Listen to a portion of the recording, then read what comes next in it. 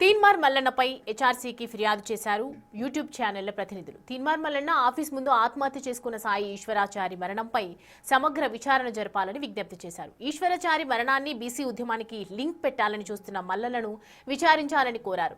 Mallanna office లోపలి CC footage బయటపెట్టాలంటున్న ఘటనపై పోలీసులు స్పందించి విచారణ చేపట్టాలని యూట్యూబర్స్ డిమాండ్ చేశారు.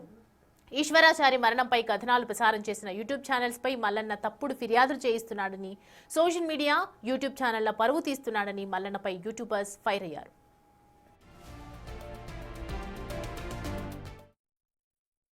కొన్ని యూట్యూబ్ ఛానళ్ళ మీద వాళ్ళ టీంతోనే అన్ని జిల్లాలలో కంప్లైంట్ పెట్టించిండు వీళ్ళ మీద.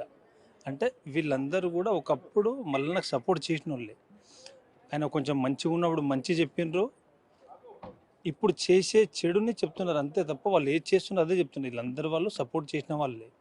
కానీ మల్లన్న ఏంటంటే అతనే అతి తెలివి ప్రదర్శించి వీళ్ళ మీద ఉట్టిగా కేసులు విడిపించి ఏదో టైంపాస్ పనులు. సాయి ఈశ్వరాచారి చనిపోనికి కారణము మల్లన్న అనే అనుమానాలు మాకున్నాయి అనే రకంగానే చేసినారు తప్ప వాడే చంపిండని చెప్పలే.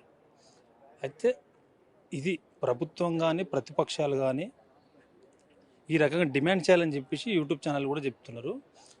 ఇప్పుడు మల్లన్న గారు ఆయన నిజంగా ప్రజల కోసం అయితే బీసీ కోసం పనిచేస్తున్నట్టయితే ఆయనకైనానే వేసుకోవాలి. సరే ఏం జరిగింది ఏంది అనేది ఆయన ఆఫీస్ నుంచి కానీ బయట జరిగిందాకా అంతకుముందు 20,000 ఇచ్చినప్పుడు అంత ముందు రోజు పోయిందా, తర్వాత వాళ్ళ భార్య పోయిందా, అసలు పైసలు ఎప్పుడు ఇచ్చిండు, ఈయన పోయిన లోపలికి ఈయన వాళ్ళ మనుషుల దగ్గర మాట్లాడిన వీడియో ఏముంది, ఆ టైంలో మల్లన్న ఉన్నాడా, మల్లన్న బయటికి పోయిండా, మల్లన్న వచ్చేదాకా ఎందుకు ఆగలేడు,